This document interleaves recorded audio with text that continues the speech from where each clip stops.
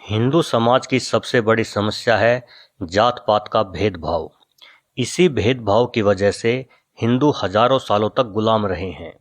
जब हिंदुस्तान पे मुगलों ने हमला किया तो उसका मिलके सामना करने की बजाय हम लोग बंट गए कि जो क्षत्रिय है वो लड़ेगा, जो नीची जाति से है वो बाहर बैठकर तमाशा देखेगा। असल में जिन्हें हम नीची जाति समझते रहे हैं और चमार कह के संबोधित करते हैं और जिन्हें कुछ समय पहले तक हिंदू छूने से भी कतराते थे, असल में वो चंवर वंश के क्षत्रिय हैं। इस बात का खुलासा डॉक्टर विजय सोनकर की एक पुस्तक हिंदू चरम मारी जाति एक स्वर्णिम गौरवशाली राजवंशीय इतिहास में हुआ है। इस किताब में डॉक्टर विजय सोनकर ने लिखा है कि विदेशी विद्वान कर्नल टोड ने अपनी पुस्तक राजस्थान इतिहास में चंवर वंश के बारे में बहुत विस्तार पूर्वक वर्णन किया है।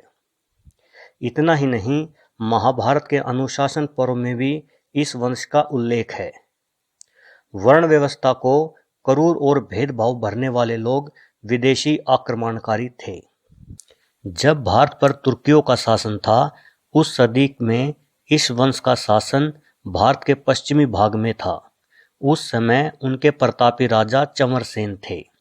आज के समाज में जिनको चमार बुलाया जाता है, इतिहास में कहीं भी इस जाति का कोई उल्लेख नहीं है। ना ही प्राचीन काल में यह शब्द पाया जाता है और ना ही इस नाम की कोई जाति है। चमार शब्द का उपयोग सबसे पहले सिकंदर लोदी ने किया था। मुस्लिम आक्रमणकारियों के धार्मिक उत्पीड़न का सबसे पहले जवाब देने की पहल इसी जाति ने की थी। उन्हें दबाने के लिए सिकंदर लोदी ने बलपूर्वक उन्हें चरम के काम में धकेल दिया और उनका अपमान करने के लिए पहली बार उनके लिए चमार शब्द का उपयोग किया था। इस जाति के गुरु संत रैदास थे, जिन्होंने सारी दुनिया के सामने मुल्ला सदना फकीर को लड़ाई में हरा दिया था।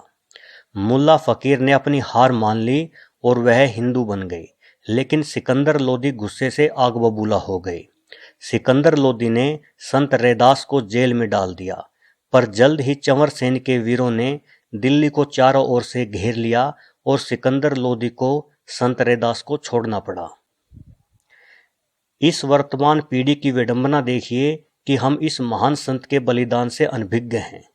कमाल की बात तो यह है कि इतने जुल्म सहने के बाद भी इस वंश के वीर हिंदू ही बने रहे और उन्होंने इस्लाम को नहीं अपनाया। गलती हमारे समाज में है। हम हिंदुओं को अपने से ज़्यादा भरोसा वामपंथियों और अंग्रेजी के लेखन पर है। उनके इस झूठ के चलते हमने अपने भाइयों को, अपने दोस्तों को अछूत बना लिया।